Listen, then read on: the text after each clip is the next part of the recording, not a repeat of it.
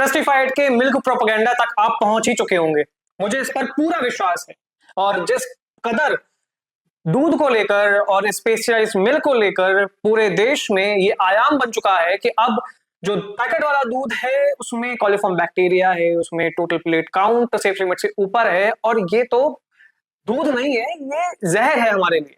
ये प्रोपेगेंडा बन चुका है और ये लोगों के दिलो दिमाग में बस चुका है, thanks to Trustified and influencers like Trustified. तो आज के इस वीडियो में हम उसी प्रोपेगेंडा के पीछे की असली कहानी, असली सच्चाई के बारे में बात करेंगे, उस पर चर्चा करेंगे। और ये milk propaganda US India trade deal से जुड़ा हुआ है, मैं आपको बता दूं, इसलिए इस वीडियो को अंत तक देखिएगा, क्योंकि ये आपके लिए और आपके परिवारजनों के लिए बेहद इंपॉर्टेंट होने वाला है, बहुत महत्वपूर्ण है, इसलिए ध्यान से सुनिएगा। तो ट्रस्टिफाइड, जैसा कि आपको पता है, अर्पित मंगल ने वीडियो डाला यूट्यूब पर और उसमें वो बताते हैं कि मैंने 3-4 अलग अलग ब्रांड्स के मिल्क पैकेट्स लिए, रेगुलर पेस्चराइज मिल्क और अल्ट्रा हाई टेम्परेचर मिल्क, यानी कि जो अल्ट्रा हाई टेम्परेचर पर पेस्चराइज किया जाता है। तो इसमें 3-4 अलग अलग कंपनीज थी, अमूल, मदर डेयरी और कंट्री डिलाइट। इन्होंने दूध के पैकेट माइक्रोबायोलॉजिकल प्रोफाइल टेस्ट के लिए भेजा गया और इस रिपोर्ट में, लैब रिपोर्ट में निकल कर आया कि जो रेगुलर पेस्चराइज्ड मिल्क है इसमें कॉलिफॉर्म के जो कॉलिफॉर्म बैक्टीरिया है वो एफएसएसएआई की सेफ लिमिट से ऊपर है, और बाकी के जो दूध है उनमें भी टोटल प्लेट काउंट जो है वो सेफ लिमिट के ऊपर है। मैं बिल्कुल भी समय वेस्ट नहीं करने वाला इनके जो लैब रिपोर्ट है उसको गलत साबित करने में। I won't waste my time in proving his lab reports fake, क्योंकि वो मुझे लगता है कि आम जनमानस को पता है लैब रिपोर्ट्स किस तरीके से मैनिपुलेट कर दी की जा सकती हैं, तो I don't want to waste my time on it. But इसका अगला पार्ट जब ये बोलते हैं कि Indian journal of public health ने एक रिपोर्ट पब्लिश की है, माइक्रोबायोलॉजिकल रिपोर्ट ऑफ मिल्क, जो कि 2012 में पब्लिश की गई थी। तो इस जर्नल की तो पहली बात मैं बता दूं, Indian journal of public health का इम्पैक्ट फैक्टर 0.7 है। इम्पैक्ट फैक्टर मतलब कि क्वालिटी ऑफ जर्नल कैसा है, कैसा जर्नल है। जैसे कि आप गेहूं की क्वालिटी होती है, धान की क्वालिटी होती है, अलग अलग क्रॉप्स की क्वालिटी होती है, हर एक चीज की क्वालिटी होती है ना, हम उसमें मेजर करते हैं कि कितना बेहतर है, कितना बेकार है। उस तरीके से इम्पैक्ट फैक्टर होता है, वो मेजर करता है कि क्वालिटी ऑफ जर्नल कैसा है। लिपिनकॉर्ट ने 0.7 इम्पैक्ट फैक्टर दिया है Indian journal of public health को। 1 से 3 की रेंज में एवरेज माना जाता है जर्नल, 3 के अबव गुड कुछ कुछ केसेस में, बट ये मेडिसिन और साइंस में आता है तो इसमें तो एटलीस्ट 10 तो होना चाहिए आपका। ये तो एक भी नहीं है, एक से भी नीचे है, तो जर्नल का वैसे भी कोई महत्व नहीं है। बट स्टिल चलिए हम इस जर्नल को भी मान लेते हैं, इस रिपोर्ट को भी मान लेते हैं। ये report microbiological profile of milk 2012 में पब्लिश हुई थी, ये रिपोर्ट जिस जर्नल ने पब्लिश की थी। इसके को रिसर्चर्स कौन है?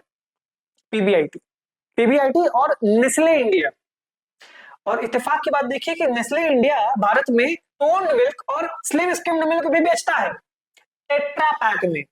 रेगुलर पेस्चराइज्ड मिल्क जो कि पैकेट में आता है वैसा नहीं, टेट्रा पैक वाला, कि कॉन्फ्लिक्ट ऑफ इंटरेस्ट नहीं माना जाएगा।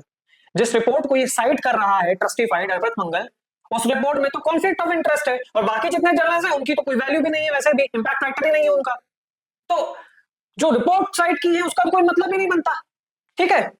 आइए दूसरी बात करते हैं। इसने पूरे के पूरे अपने वीडियो में बताया है इन भाई साहब ने किस तरीके से रेगुलर पेस्चराइज्ड मिल्क जो कि पैकेट वाला दूध है वो बेकार है, वो घटिया है, घटिया क्वालिटी का है, उसमें बैक्टीरिया है, उसमें ये है वो है, दुनिया भर की 100 चीजें हैं।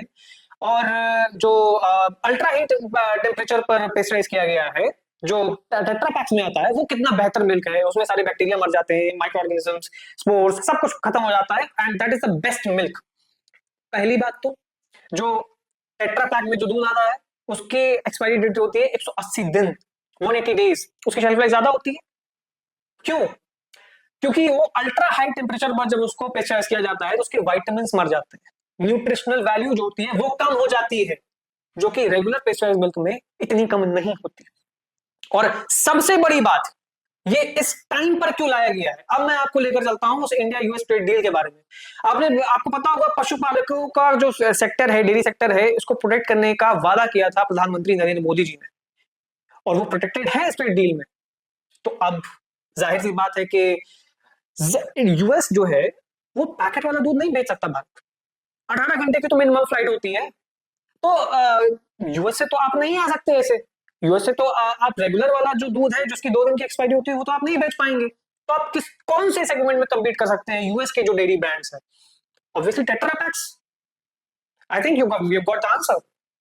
अब टेट्रा पैक वाले दूध को क्यों इतना ज्यादा प्रमोट कर रहा था ये अर्पित मंगल और ट्रस्टिफाइड और बाकी सारे इन्फ्लुएंसर, और कहां कहां से पैसा मिला हुआ है इनको, मुझे अब इसको और एक्सप्लेन करने की जरूरत बची नहीं है, मैं समझता हूं। मैं अभी फिर से बोल रहा हूं, जिस के बारे में बोल रहा है, जितनी भी रिपोर्ट्स कोट कर रहा है कि ये एफएसएसएआई के जो पैरामीटर्स हैं उनको फेल कर चुके हैं, मैं पूछ रहा हूं आप एक बार अमूल के बारे में डालकर देखिए पूरे गूगल में चैट जीपीटी में किसी में भी आपको डालना है, आप उसको डालकर देखिए क्या कभी अमूल एफएसएसएआई के चेक्स और जितने भी उनके मानक होते हैं, स्टैंडर्ड्स होते हैं, उसको कभी फेल किया है? उसका कोई भी प्रोडक्ट, क्या उनका दूध ये फेल किया है? दही की भी इसलिए इन लोगों ने चर्चा की है कि पैकेट वाला दही जो है वो खराब है, उसमें कॉलीफॉर्म बैक्टीरिया, पर जो जो उसमें आता है, कटोरी में आता है, जो टेट्रा पैक में आता है, वो सही है। पता है क्यों? क्योंकि वो जो पैकेट वाला दही होता है उसमें 1 हफ्ते की अवधि होती है, जो एक्सपायरी डेट होती है 31 दिन की होती है वो डब्बी वाली में। तो अमेरिकन डेयरी प्रोडक्ट्स जो है वो 31 दिन वाले में कम्पीट कर सकते हैं, पर 6-7 दिन वाले में नहीं कर पाएंगे।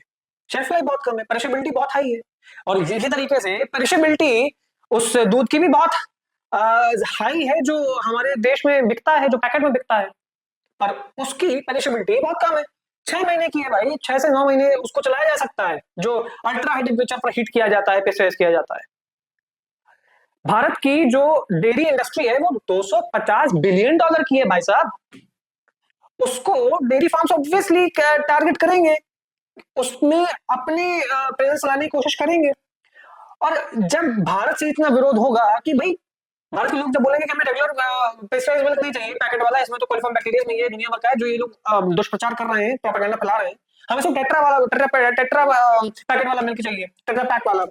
तो अब यूएस मार्केट्स को भी, यूएस मार्केट में जो जितने भी डेयरी फार्म्स के ब्रांड्स हैं, जितने भी मिल्क ब्रांड्स हैं, वो सारे भी इंडिया आना चाहेंगे, उन सबकी भी बात होगी कि भाई आपके इंडिया में तो डिमांड इतनी है, तो हम आते हैं। पूरा का पूरा गेम ये खेला जा रहा है, और इंडियन ब्रांड्स जो इंडियन जायंट्स हैं, अमूल, मदर डेयरी, इनसे जो ट्रस्ट फैक्टर है उसको कम करने के लिए इस तरीके के वीडियोस बनाए जा रहे हैं, उस तरीके का प्रोपेगेंडा चल रहा है, जैसे ट्रस्टिफाइड और ये बाकी के इन्फ्लुएंसर्स बना रहे हैं। तो अब आप खुद सोचिए कि क्या गेम खेला जा रहा है इतने बड़े लेवल पे, और किस तरीके से ये दुष्प्रचार। मैं मुझे एक सवाल का जवाब चाहिए, इतनी सारी चीजों में मिलावट ही हो रही है, दूध में मिलावट है, दही में मिलावट है, पनीर में मिलावट है, हिंदुस्तानियों का शरीर पत्थर का बना हुआ है, हमारे शरीर में कुछ नहीं होता, हमें चाहे कुछ खिलाओ तो हम भूसा भी पचा लेंगे क्या हम? मतलब कॉलीफॉर्म बैक्टीरिया स्टूल में पाया जाता है, मतलब हम सब कुछ पचा सकते हैं भाई, ऐसे कैसे शरीर मिला है भाई? तो अब समझिए, आपके थोड़ा सा लॉजिक भी अगर आप लगाएंगे ना, तो ये जो इनका प्रोपेगेंडा है ये धाराशाही हो जाएगा। मैं इसीलिए आपको बार बार चिता रहा हूं, बार बार आपको मैं बोल रहा हूं, अभी ये दूध पर चालू है, सेबों पर भी चालू है कि भाई अमेरिका के सेब देखिए कितने बेहतर होते हैं, यहाँ के तो भुसभुसे सेब है। अब उनको क्या डालकर उगाया गया है वो, मुझे इसको बारे में ज्यादा बताने की जरूरत नहीं है, एक बार आप गूगल सर्च करेंगे आपको पता चल जाएगा। जिस तरीके से आपको ब्रेन वॉश करने की कोशिश की जा रही है, आपके अंदर ये फीड करने की कोशिश की जा रही है, किस तरीके से भारतीय सामान 2 कौड़ी का है, 2 दर्जे का है, और वहां का सामान बेहतर है। इसलिए मैं बोल रहा हूं बार बार, आप सतर्क हो जाइए और इस तरीके के दुष्प्रचार से बचिए। ये वीडियो यहीं समाप्त होता है। अगर आपको इस वीडियो से कुछ जानकारी मिली हो तो इसको शेयर करिए उन लोगों के साथ जिन्हें ये इंफॉर्मेशन जानना बेहद जरूरी है, और ये जानना जरूरी है कि ये किस तरीके से प्रोपेगेंडा पूरे देश में फैलाया जा रहा है, लोगों को गुमराह किया जा रहा है। जय हिंद, जय भारत।